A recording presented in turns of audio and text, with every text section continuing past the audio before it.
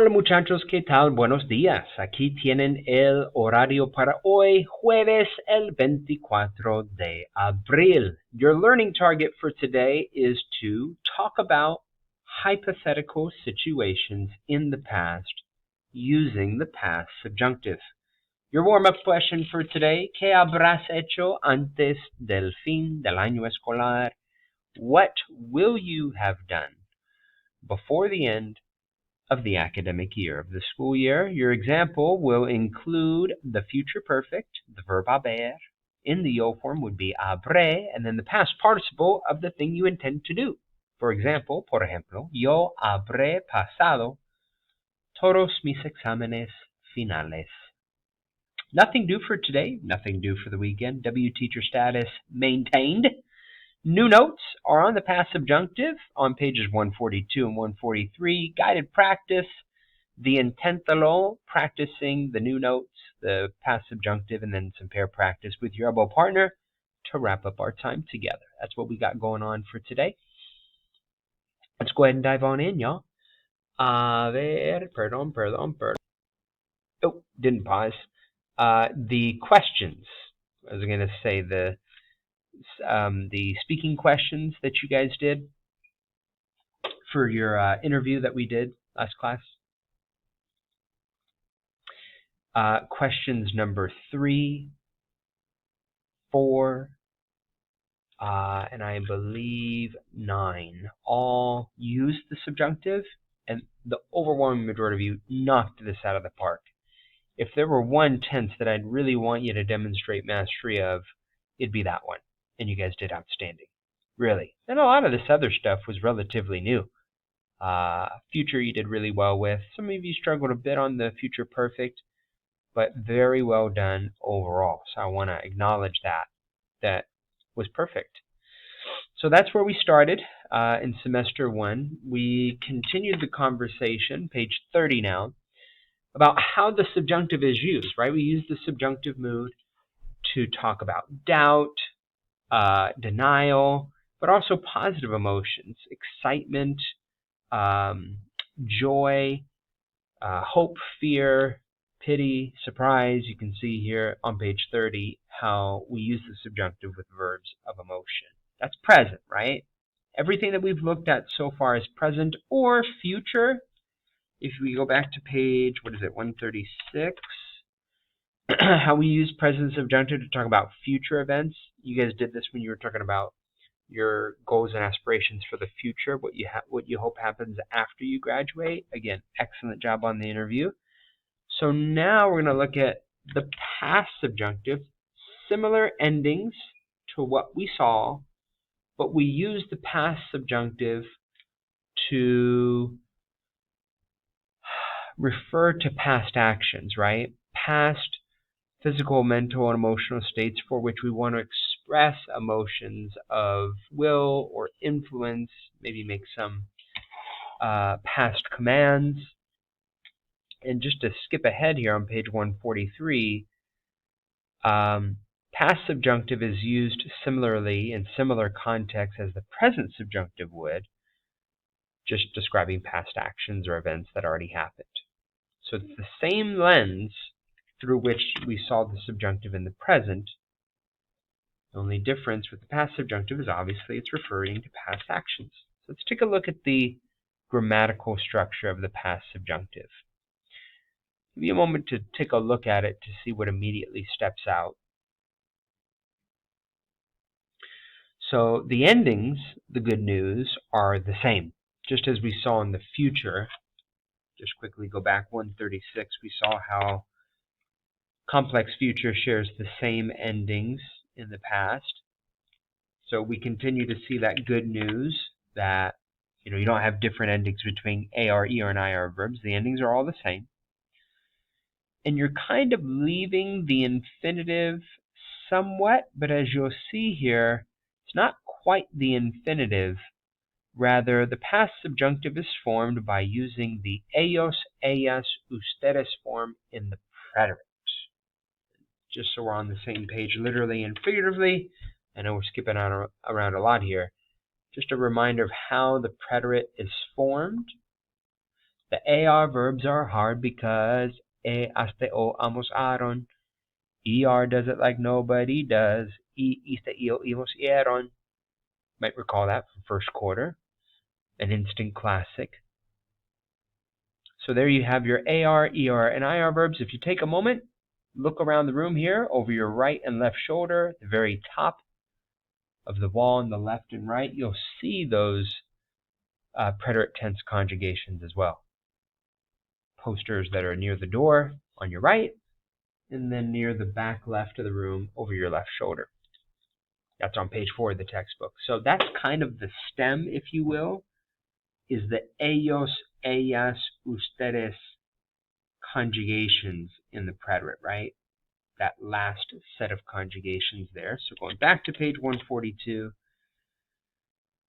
you take the ellos, ellas, ustedes form, conjugation, yeah, you drop the ron away from Aaron and the ron away from hieron, and that essentially serves as your stem for the past subjunctive.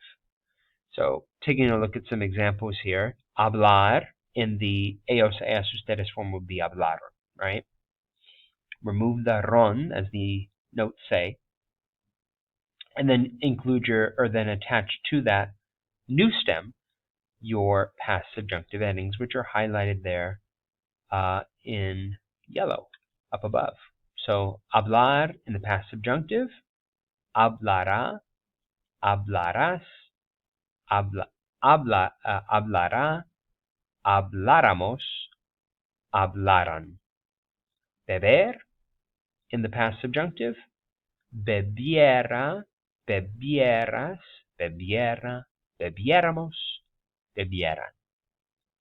And then you can see the verb escribir as well. Escribiera, escribieras, escribiéramos, escribieran, perdón. Again, expressing emotions of joy, fear, doubt, denial, emotions, right? The subjunctive, through your own eyes, in your own opinion. Same idea as the present subjunctive, just talking about past actions. Irregular verbs. So remember that there are verbs that are irregular in the preterite.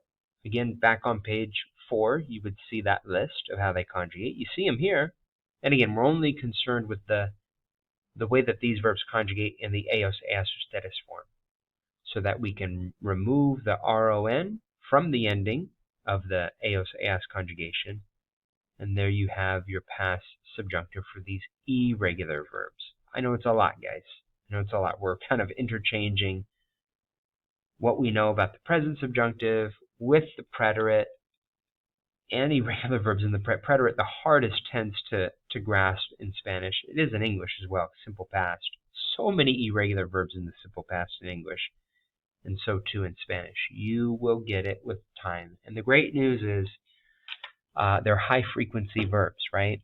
The verb to give, the verb to say, the verb to be, the verb to do, the verb to go, the verb to be able to, the verb to put, to want, to know, to have, and to come over. These are high frequency, using these verbs a lot in Spanish. So there you have how those verbs would look in the past subjunctive. On page 143, we have the verb ir. We have IR stem changing verbs. Ironically enough, talking about that concept with my Spanish 1 students right now. So take that Spanish 1 concept of a stem changing verb in the preterite and apply it here.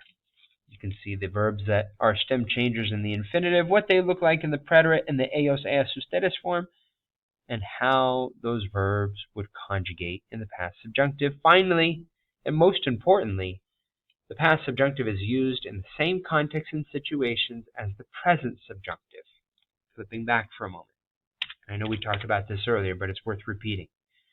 Subjunctive is used to express in conjunction with verbs of emotion, whether that emotion is a feeling such as hope, fear, joy, pity, or surprise. We use the subjunctive to demonstrate that emotion. the verbs in the main clause that call for the subjunctive, in this case, what we've seen are in the present. Now what we're seeing is those verbs are going to be in the past. When we say past, in the preterite, simple past, and then instead of the present subjunctive in the subordinate clause that we saw earlier on in the year, now what you're doing is you're employing this new tense, past subjunctive, to talk about those same set of emotions, but just from a past perspective. Examples. Me pidieron que no llegara tarde. They asked me to not arrive late. The verb pedir is a verb that we use to make a command or request. That is the verb pedir, that is used in the main clause. It calls for the subjunctive to be used in the subordinate clause, and that's why you see the verb llegar in the past subjunctive. Salió antes de que yo pudiera hablar contigo. He left before I was able to talk with you. Salió, simple past. Antes de que is one of those. 39? I don't think so. Oh, I do have it. Nice. Yeah. One of those expressions that call for the subjunctive in the subordinate clause, right? So there's certain conjunctions. Gosh, you guys have learned so much this year. And quite honestly, some of this me learning along with you, or reviewing along with you, I should say. So there are certain conjunctions independent of the expression of emotion that's given in the main clause. Certain conjunctions will always call for the subjunctive, antes de que being one of them, and that's what necessitates the verb poder to be conjugated in the past subjunctive. Me sorprendió que ustedes no vinieran a la cena. I was surprised, or it surprised me that y'all didn't come to the dinner. The verb sorprender is an expression of surprise. Yeah, it's being used in the main clause, only in this case in the past, in the preterite. And because we have an expression of emotion here in the main clause, then we use the past subjunctive in the subordinate clause. I hope like a third quarter run that the Warriors are on against the Rockets, that momentum is building and you're understanding, maybe somewhat cautiously moving forward, but nonetheless, you're beginning to see how this is used. Ellos querían que yo escribiera una novela romántica. They wanted me to write a romantic novel. This is the verb querer, to want. It's an expression of desire, not included in these example emotions, but desire we would certainly put in there as well, right? Conjugated in this case in the imperfect, which is a past tense conjugation, right? And then that's what requires or necessitates we actually call it the imperfect subjunctive or the past subjunctive. Pretérito imperfecto del subjuntivo, imperfect subjunctive. In English, we just conjugated, or we just translated as past. All right, let's get to the intentarlo. So for the remainder of class, we are going to knock out the intentarlo and do a little pair practice, yeah? Hang in there with me. I'm about halfway through this video. All right, so back to the intentarlo. Indica la forma apropiada del pretérito imperfecto del subjuntivo de los verbos entre paréntesis. Now, it's just like golf. Let's remember the mechanics here. Step 1, take your verb, conjugate it in the preterite tense in the ellos, ellas, ustedes form. Not sure how to do that? Go to page 4. Page 4 gives you your regular conjugations of AR, ER, IR verbs in the preterite, your car, zars, and then the litany of irregular verbs, I believe, is on page 5. Yep. The way that Stem changing verbs in the preterite would conjugate, and then, that, and then the irregular endings in the preterite as well. So 4 and 5 are your go-to pages. So back to page 143 here, or excuse me, 142. So that's step 1. Step 1 is to conjugate first whatever verb you're working with in the preterite in the eos status form.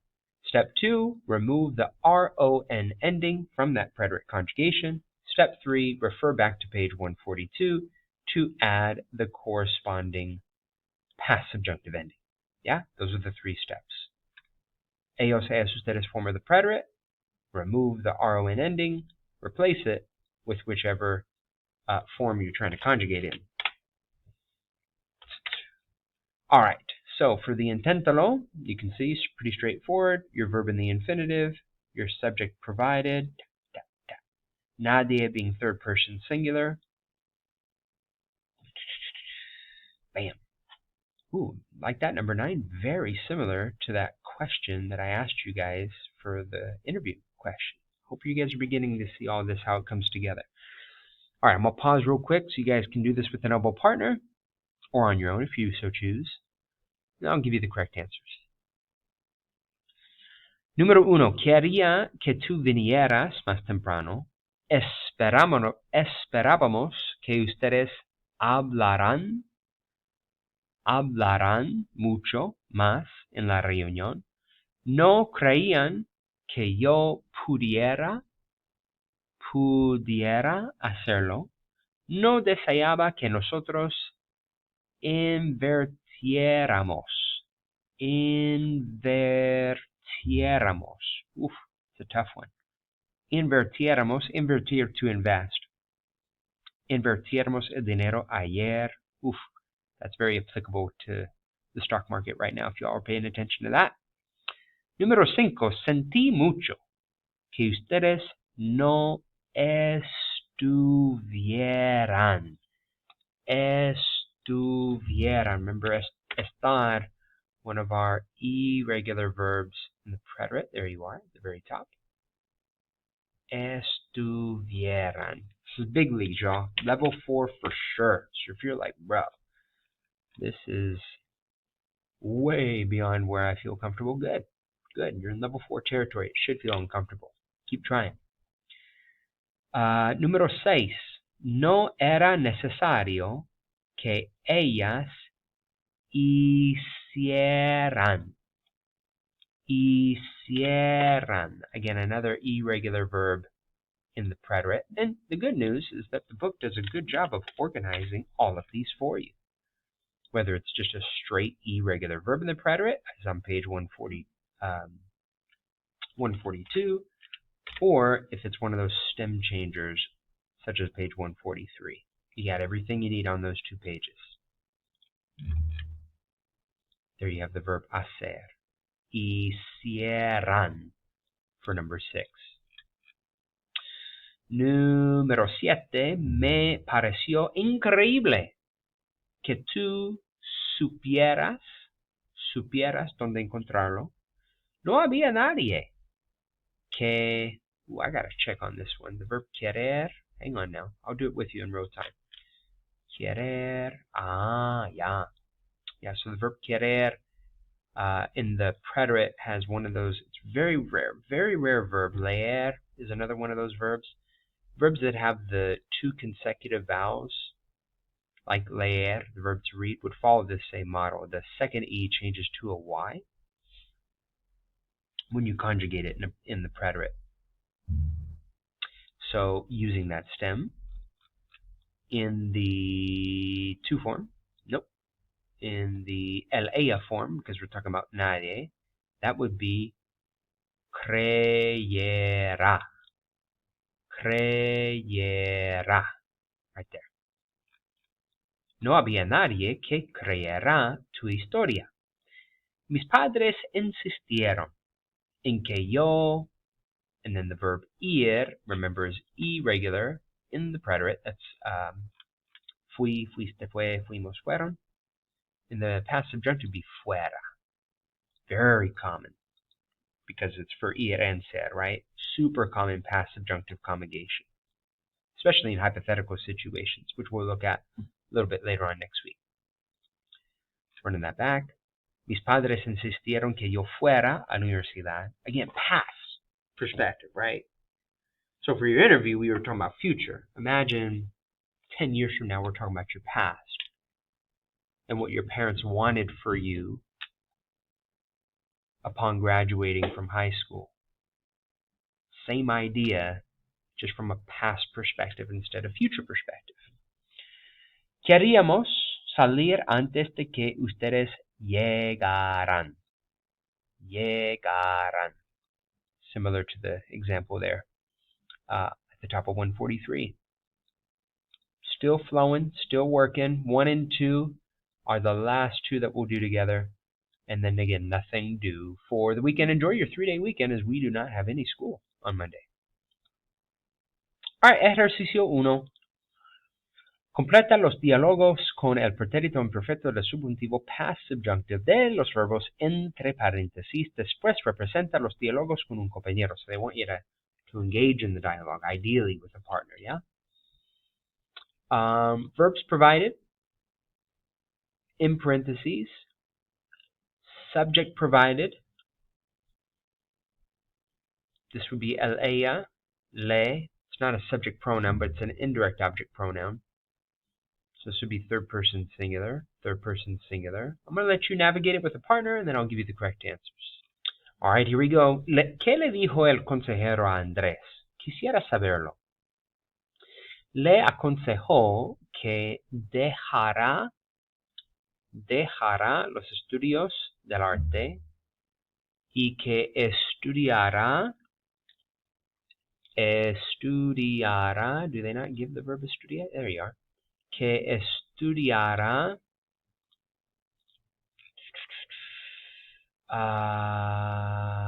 una carrera que pagará mejor. Dejará, estudiará, pagará. Same conjugations because we're talking about we're talking about Andrés, third person. And all of these, therefore, conjugated the same. Siempre el dinero, always about money. No se enojó Andrés de que le aconsejara eso.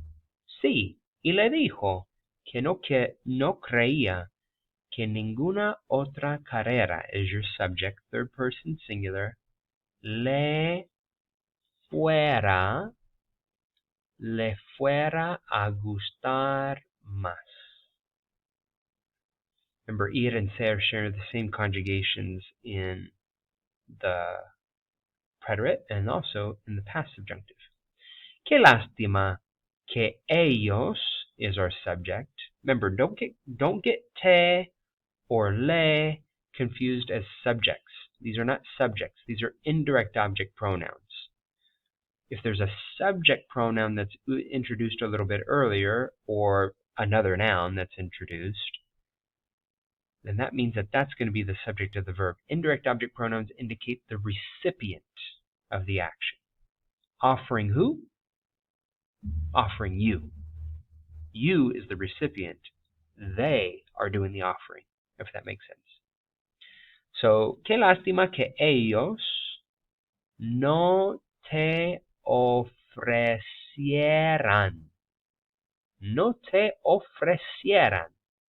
el puesto de gerente. Querían a alguien que tuviera.